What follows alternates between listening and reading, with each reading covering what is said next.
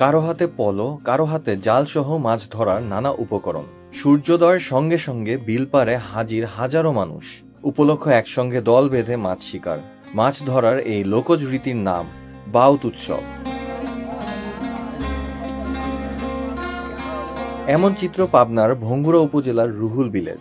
মাছ ধরার সঙ্গে সঙ্গে আনন্দ, উচ্ছ্বাস আর মিলন মেলা যেন উৎসবের মূল আকর্ষণ।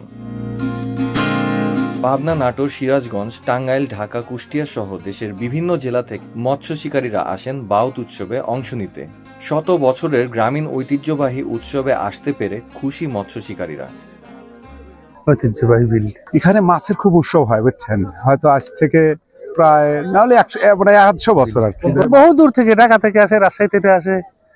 আজকেও ঢাকা থেকে 6টা বাজাইছে। মাছ পাওয়া না পাওয়ার আক্ষেপ নয়, একসঙ্গে মাছ শিকারই প্রধান আনন্দ সবার কাছে।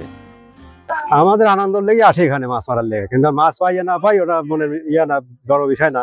বড় বিষয়টা হচ্ছে আনন্দ করার লেগে। ভালো লাগে, মানে মাছ পাই আর না পাই, আনন্দটাই আসল। আল্লাহর রহমতে প্রত্যেকবারই আমি এখানে আসি, অনেক ভালো লাগে আর কি মাছ মারতে। আর সঙ্গে আমার ছোট ভাই আছে, আমার বাবা আছে, আমার কাকা আছে, সবাই আসছে।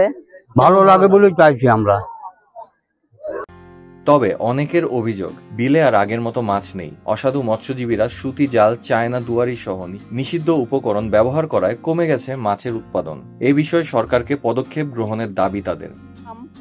এবারে লোক প্রচুর হয়েছে, কিন্তু পানিতে মাছের অভাব। কিন্তু যে চায়না জালের জন্য, মানে 2 হাত পর পর চায়না জাল, এটা যদি প্রশাসন থেকে ভালো একটা উদ্যোগ নিত তাহলে সবাই মাছ পাইতো। কারণ আগে পর্যাপ্ত মাছ ছিল, এই 2 বছর ধরে কোনো প্রকার মাছ পাওয়া যাচ্ছে না। কারণ এই চায়না জাল আসার পরে মাছটা একবারে করে দিছে। কিন্তু এখন বর্তমানে মাছ নাই দেখে লোকজন খুব কম হয়। মাছ পানিতে নাই বললেই চলে, সবাই এসে আনন্দ উৎসব করতেছে কিন্তু মাছ ধরতে পারতেছে। এই কারেন্ট জালগুলো যাতে বন্ধ হয়ে যায়, সরকার যদি এইভাবে একটা উদ্যোগ নেয় তাহলে আমরা বিলের মধ্যে অনেক মাছ এখানে থাকবে। এবং দেশীয় মাছ নিধনের বিরুদ্ধে ইতিমধ্যে প্রশাসনের অভিযান অব্যাহত রয়েছে এবং অসাধু ব্যবসায়ীদের বিরুদ্ধেও মৎস্য প্রশাসন সচেতন রয়েছে বলে জানান জেলা মৎস্য কর্মকর্তা। দেশীয় প্রজাতির মাছ সংরক্ষণের জন্য ওই যে আপনার ওই বিলে আমরা একটা অভয় আশ্রমকে তৈরি করেছি। অভয় আশ্রমের নির্ধারিত এরিয়া বাদে তারা মাছ ধরবে।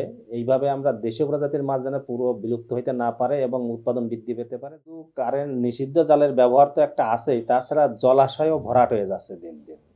জলাশয় ভরাট হওয়ার ফলে মাছের পরিমাণ কমছে। এছাড়া চায়না জালের বিষয়ে অভিযান অব্যাহত আছে এবং এটা ইতিমধ্যে আপনারা জানেন যে চায়না জাল এখানে আমাদের যে ফরিদপুর, সাতিয়ার যে ডেমরা এলাকায় তৈরি হতো, ইতিমধ্যে আমরা সেনাবাহিনী সহ বড় অভিযান করেছি এবং কন্টিনিউ এখানে অভিযান চলতে আছে। তবে আমাদের দেশের হচ্ছে অসৎ ব্যবসায়ীরা সবসময় একটা সুযোগ নেওয়ার চেষ্টা করে, তবে এই বিষয়ে আমরা সচেতন আছি।